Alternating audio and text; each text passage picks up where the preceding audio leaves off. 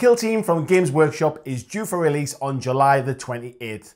And I'm going to tell you why I, somebody who has only ever played one game of 40k in their entire life, is really excited for this.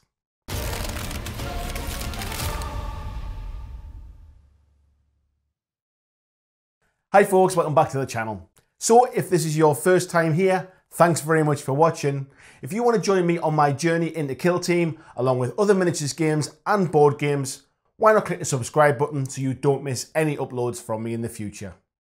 I love painting miniatures, however, I'm not very fast at it, and I also like to chop and change the projects that I'm working on. Now this makes painting a full 2000 point Warhammer 40k army very difficult. Before I've even painted a couple of squads, I've already had my eye turned by something else and I'm off down a different project track. I also don't tend to focus on one game for too long, and that means that I tend not to be able to build up enough terrain for a full 6x4 table. So Kill Team ticks a lot of boxes for me. First up is the gaming size. Now the starter box ships with a 22" by 30" game board and enough terrain to get you up and playing really quickly.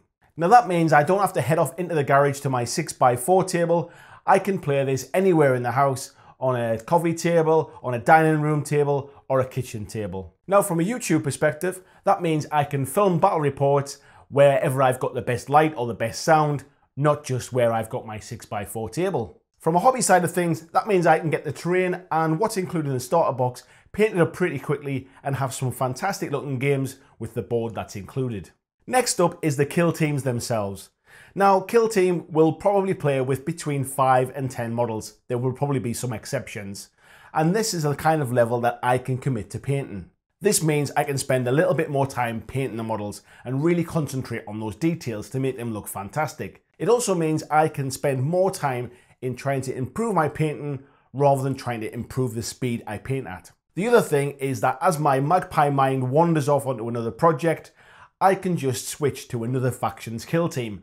It means painting another 5 or 10 models in a completely different paint style. I'll get a different gameplay experience on the board, and it's not too much of an investment in time and money. It also means I'll be able to use all of the 40k models that I've been buying over the years through a lot of failed attempts to get into Warhammer 40k, where I've stopped after maybe painting a unit.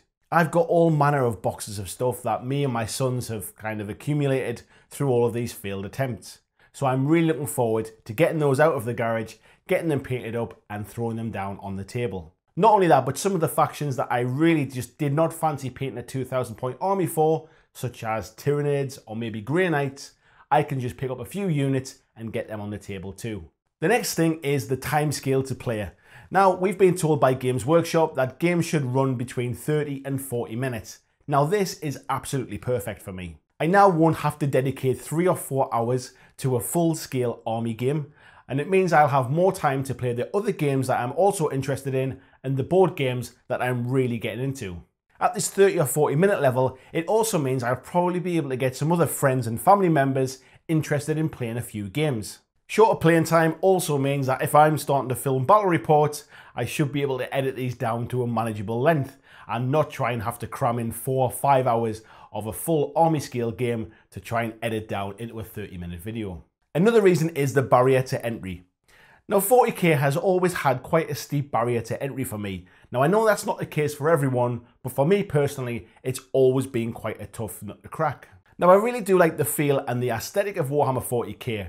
However, the reality is I'm not going to spend hundreds of pounds to build up an army only to have my first game to realise that actually I don't like the way they play, or heaven forbid, I don't like the game, which is what happened after my first game back in 5th edition. Now I also personally don't like playing with unpainted miniatures. It doesn't matter to me if my opponent has unpainted miniatures, but it's just something that I like to do, so I've kind of imposed this barrier on myself too. It takes me a hell of a long time just to get 1000 points painted up, so Kill Team is perfect for me and it really does break down that barrier to entry for me. Who knows, over time, if I'm enjoying this and I start to paint up more models from the same faction, I might end up with a 1000 point army over time, and then I can dip into 40k as a full game. But for now, the small scale of Kill Team really does bring down that barrier to entry for me. Now, I do have some concerns. My first concern is the cost. So we're going to start to see some starter boxes, which will enable us to have some small kill teams. However, if we do want the odd 1 or 2 models to kind of flesh out our kill teams, what's this going to cost? If we only need 1 flayed one, for example, from a Necron box, we've got to buy a unit of 5. Now that feels like quite a lot of money to spend for one model. Essentially the rest are just going to sit in a box. Now I know we could look onto eBay and other people selling second-hand miniatures to flesh out our kill teams. However, it's just a little concern that I think it's only right to flag. Now my other concern is, are people really going to be playing this? Now I know that starter box is really good value, and will the majority of people picking it up be new players into the game such as myself, or are they more likely to be current 40k players picking it up for some extra models and some cheap terrain? Now time will tell on this, but if I can get a couple of guys from my local club who are very heavily into GW games to be playing on a regular basis, I'd be quite happy with that. Even for a relatively low investment at the start, there's probably enough there to just be playing with my 2 older sons too. So I'll kind of see how this one pans out.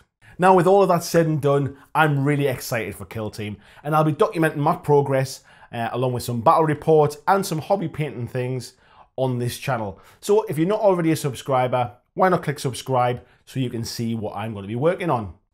I'll also be continuing with my kind of randomness as well of board games and other miniatures games and things that are happening in the tabletop hobby. So if Kill Team's not really for you, don't worry, there'll still be plenty of variety on the channel too. So what do you folks think?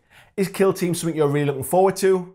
Have you already getting into 40k skirmish by using the rule set of Heralds of Ruin?